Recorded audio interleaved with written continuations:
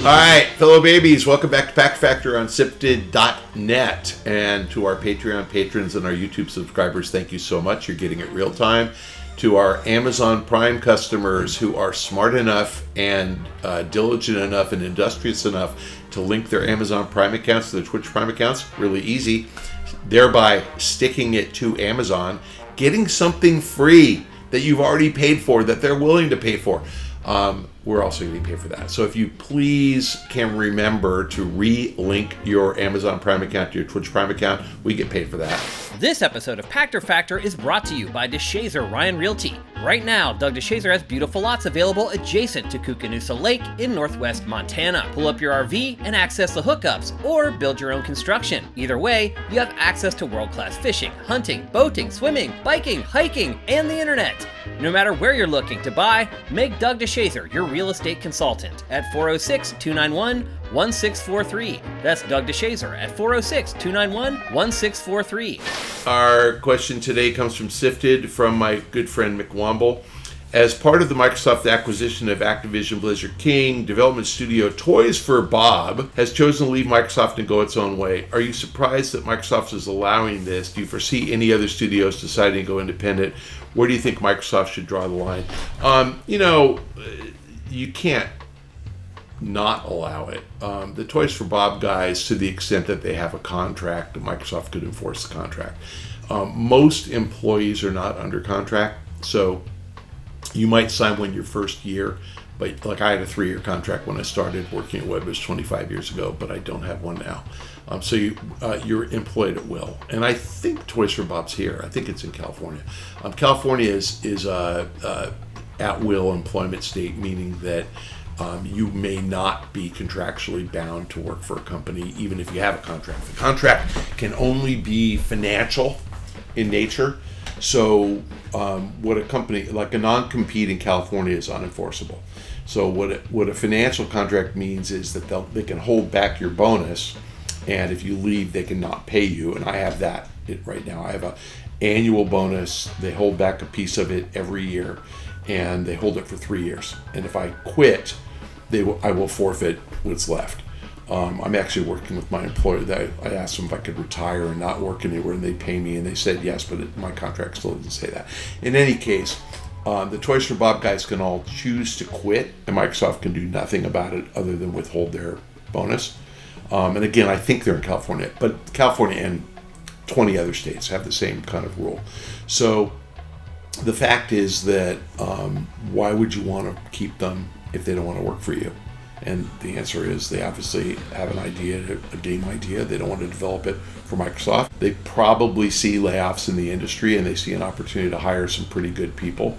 Like I said, I'm sure that they have an idea that they can work on. I think those guys were the Skylanders studio too. So they were good. They're a good studio. But no, if you really look back in history, Bungie left Microsoft and got to keep the name Bungie.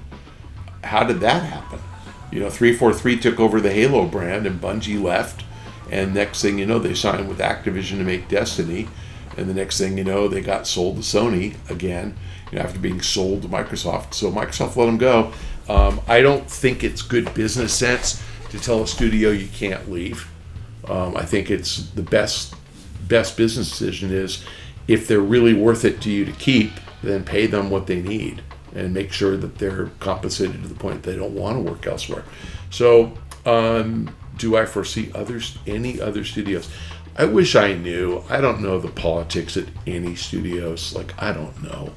I think, like the Bungie thing, if you go back and look at the 3.6 billion or whatever it was, there was some giant number, like $1 billion of it, or $1.5 billion of it was an earn out for the employees, right?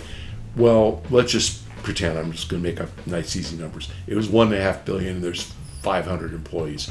That's freaking $3 million per employee, right? And if the earn out was like 5 years, that's $600,000 a year per employee. So do you think those guys are going to walk away from that? No. They're going to stay and get their earn out. If you look at all the Embracer news, Embracer bought Saber Interactive, and then they sold it back to the Saber guys.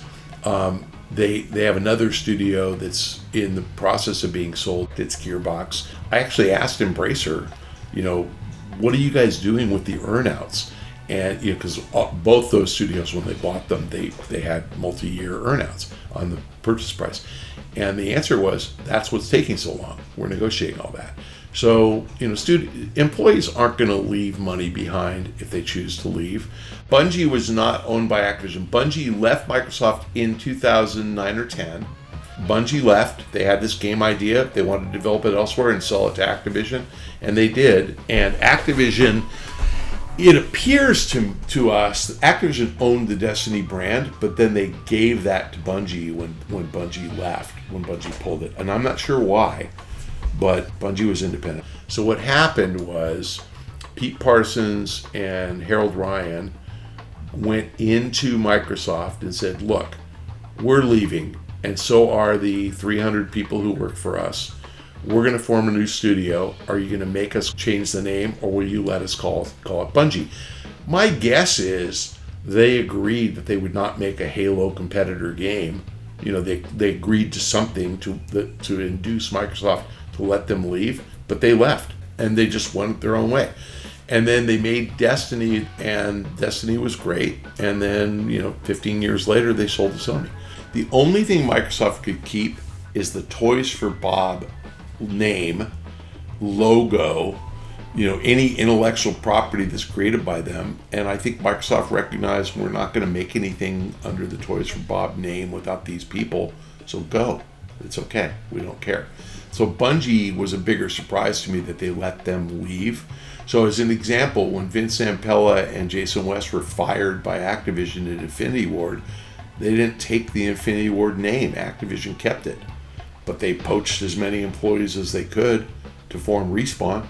So, that was the risk when you have big high-profile developers leave. They're going to poach the talent anyway. And I think Microsoft decided, we don't have a project that we really care about that we want these guys to work on. They want to leave as a group. Be a nice guy and let them go. Do I think any other studios? No. Not Obsidian or Bethesda or Arcane or not a Ninja Theory, not the big ones. But sure, are there smaller studios in the Microsoft mix in exile? I don't know, maybe.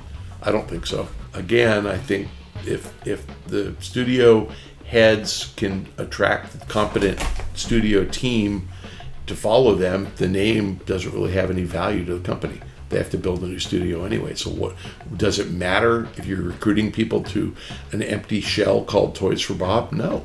You want it for the Toys for Bob that are the good guys. That's it for me, fellow babies. Thanks for joining us on Pachter Factor. If you're a Patreon patron or a YouTube subscriber, thank you.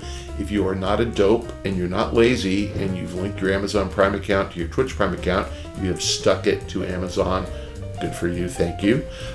It was easy to do. If you haven't done it in a couple months, you have to relink it. So please remember to relink it. And I promise I will tell everybody how smart and industrious you are rather than how stupid and lazy you are. So be smart and industrious. Link Amazon Prime to Twitch Prime.